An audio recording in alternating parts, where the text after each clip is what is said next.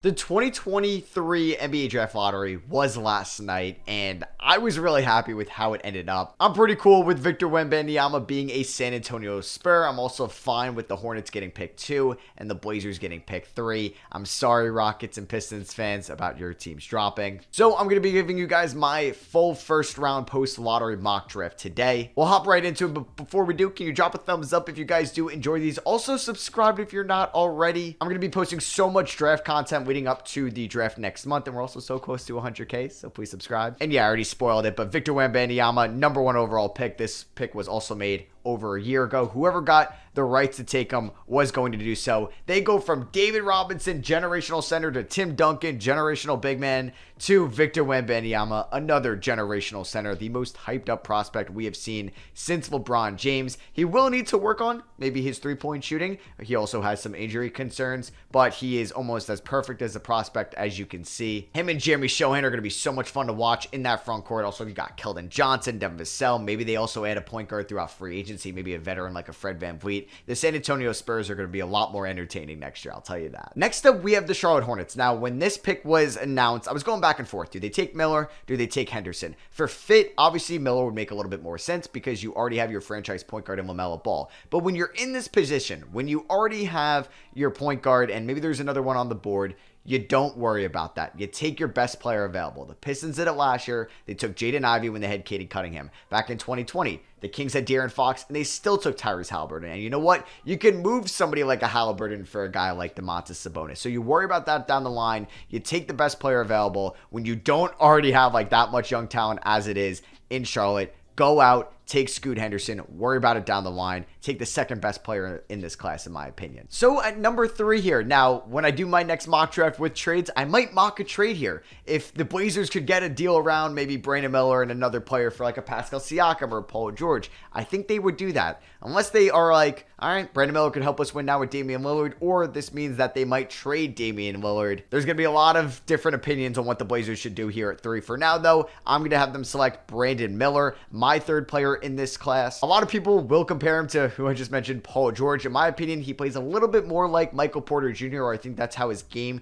is going to translate to the NBA level. Either way, the Blazers are getting a very good player here with the 3rd overall pick. Now, at pick 4, the Rockets could go in a couple directions, but I think that they could land their franchise point guard in Amen Thompson. He's obviously going to have to work on that jump shot, but he could be this team's long-term point guard under Ime Udoka. He could be that lead playmaker for Jalen Green, for Jabari Smith, for Alperen Şengün, and I was kind of happy that the Rockets didn't get Wembanyama, because then we would have probably seen either Jabari Smith or Şengün take a back seat next season. Now we could see them be fully integrated in that front court under Ime Udoka's system and have Amen Thompson run the show in that backcourt with Jalen Green, and the Rockets could be a little bit more entertaining next year as well. With the 5th pick, this would be a no-brainer for me. I would take Cam Whitmore if I were the Detroit Pistons. You could think about Jarris Walker here at the 4, but their front court is already crowded with a bunch of guys. You have Wiseman, Duren, Stewart, Marvin Bagley, Bojan Bogdanovic. You traded away Sadiq Bey last year. Go out and get Cam Whitmore, who could be a 3-level scorer for you. He could play next to Ivy and Cade Cunningham. He could also complement Isaiah Stewart and Jalen Duren and James Wiseman very well. I think people are going to fall in love with Cam Whitmore throughout the pre-draft process. Heck, I wouldn't even be surprised if we went 4th to the Houston Rockets, but in this mock, I'm going 5th to the Detroit Pistons, who got very unlucky in the lottery. Next up, we have the Orlando Magic at 6. I'm going to have them select the other Thompson twin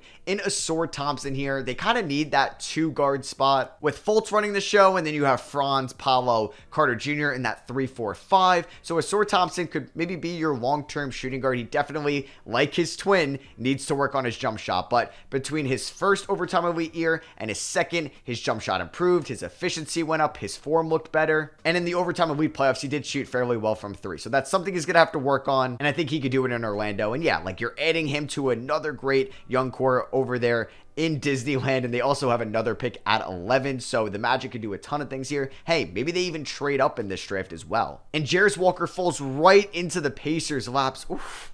I would just love to watch the pick and pops, the pick and rolls with Jarvis Walker and Tyrese Halliburton. Him and Miles Turner in that front court defensively would be so much fun to watch. I think they would be great complementary pieces to each other, both on the offensive and defensive end. Like I said, perfect point guard for him to be paired up with. Tyrese Halliburton's a player with just one of the highest basketball IQs already, and he's such a young point guard. You have Mathurin, maybe as that 3, at that 2 could be either Buddy Hield or Andrew Nembhard, and you have Walker at that 4, I think is a great building block for this young and up-and-coming Pacers squad. That leads us for the Washington Wizards with the 8th overall selection. They have a couple free agents. KP can opt out. Kyle Kuzma can opt out. We'll see if they're going to be back next year in Washington, but I'm going to have them select Anthony Black. I don't love Anthony Black as a prospect. He's not in my top 8, but similar to what Dyson Daniels went last year, the intangibles are there. You can envision this guy as a playmaking point guard who can also be an elite defender that can guard point guards, shooting guards, and small forwards while also running the show on the offensive end. And I think that's just so enticing for NBA teams,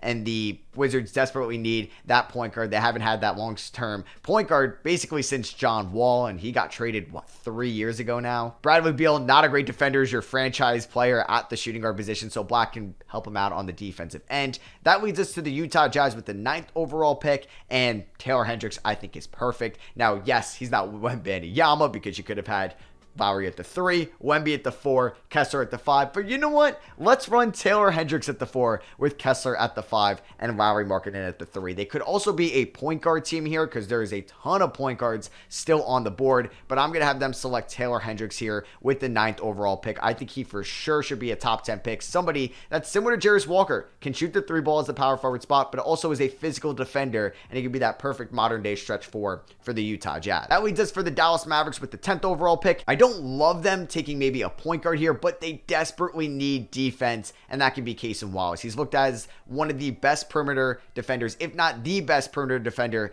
in this class. He could be some insurance if Kyrie Irving leaves, and you know what? In my next mock draft with trades, I could also have this pick in mind to be traded. Maybe they call up Toronto, talk about an Anunoby deal. Yeah, for now, I'm going to have them select Cason Wallace out of Kentucky. So this is the Magic's 2nd lottery pick. This is from the Nikola Vucevic trade that was made at the 2021 trade deadline, so this is via Chicago. And I really like Grady Dick still on the board here, and he's going to be my selection for the Orlando Magic. Like I said, when I had them select Asor Thompson, a little bit shaky on the shooting, but the athleticism is there. But for Grady Dick, who's also a good athlete, the shooting is there. He could be somebody that could space the floor for Paolo Banchero and Franz Wagner. And I think just landing Asor Thompson and Grady Dick for the Orlando Magic would just be home runs here in the 2023 lottery. And with the 12th overall pick, I'm going to have the OKC Thunder select Jordan Hawkins. I don't think that they're going to take a project player here because, you know what? They're trying to win now. They got Chet Holmgren being a rookie next year. Let's get somebody that was a leader at UConn. He's coming over as a sophomore, helped them win a national championship. He was the most talked about player during March Madness. He could shoot the 3 ball. He could defend right away for OKC and be a nice bench player behind Josh Giddey and Shai Gilgeous-Alexander. That leaves us for the Toronto Raptors at 13, and I think they would just love how this draft would fall because they would have multiple point guard options here that can maybe be the successor to Fred VanVleet. And I think the person they could take has been rising up so many draft boards, including mine over the past couple of weeks, and that's Kobe Buffkin here out of Michigan. Good defender, can attack the rim, can facilitate, and can be that long-term point guard post Fred VanVleet for the Raptors and build around him and Scotty Barnes. And we'll see what happens with Siakam and Fred VanVleet in this offseason. So that leads us with the Pelicans' last pick of the lottery here. They could go a couple different ways as well. I'm going to have them select Nick Smith Jr. here out of Arkansas. One of the biggest wild cards in this draft. Is he going to go in the lottery? Is he not? He had top 5 pick potential going into this collegiate season, but he was constantly injured. He played during March Madness, did not play very well. He definitely has some flaws to his game, but in New Orleans, he could sit behind CJ McCollum for a year, be groomed as that long-term true point guard, because I don't know if Dyson Daniels is a true point guard, right? And they kind of have, Herb Jones being kind of a swingman, not a point guard. Kyra Lewis didn't work out. Jose Alvarado isn't your long-term point guard. So let's take Nick Smith, who doesn't need to be your starting point guard right away, or doesn't need to lead your offense right away, but he can learn from a great veteran and then be that guy for you long-term. So we're on the clock here, 15 with the Atlanta Hawks. And I'm going to have them take Keontae George, high upside guy here out of Baylor. I'm not the biggest George fan at the moment. He was very inconsistent at Baylor. I wonder if that shot's going to translate to the next level, but I think Atlanta would fall in love with the guy at George here at 15, similar to where they were picking last year when they got AJ Griffin. So we're on the clock here, Utah with the 16th overall pick. I had them select Taylor Hendricks a little bit earlier. Now it's time to land their point guard, and oh my God, chef's kiss on this draft so far here for the Utah Jazz. Getting Jalen Hood-Schifino, who could be a great defender for you right away, good playmaker. He played very well with Trace Jackson-Davis at Indiana at the power forward spot, and that could be him playing with Taylor Hendricks, Larry Markkinen, Walker Kessler here in Utah, and I think with the 16th overall pick, that's a no-brainer. On the clock here, 17th with the LA Lakers. They can go a couple different directions as well, but if they're trying to win next year, let's add Chris Murray. Let's add somebody that could be an immediate impact shooter for them trying to win a championship next year. LeBron isn't getting any younger. Anthony Davis isn't getting any younger or healthier. Let's get somebody that can help them win a championship next season in Chris Murray, because they might lose some guys in the offseason. Next up, we're at the 18th pick here with the Miami Heat. I like Jett Howard. Now, Jett Howard did not finish off the season strong for the Michigan Wolverines, became passive, a little bit inefficient, and was kind of worked out of that Michigan offense down the stretch. But I think somebody who could buy into the Miami Heat culture, another team that might lose some guys in the offseason.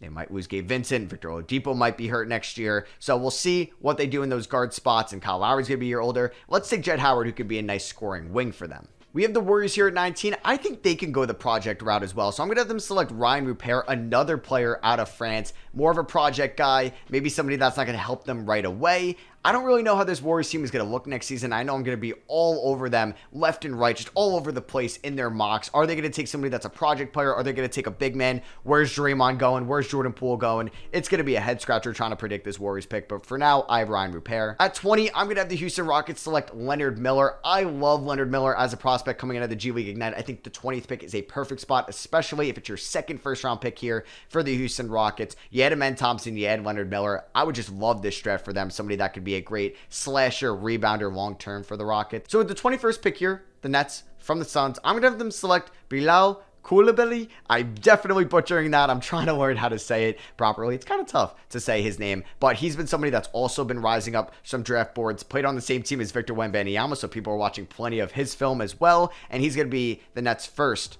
round pick for me. And we're on the clock here with the Nets once again. I'm going to have them select Gregory Jackson, the youngest player that could be pretty much selected in this draft.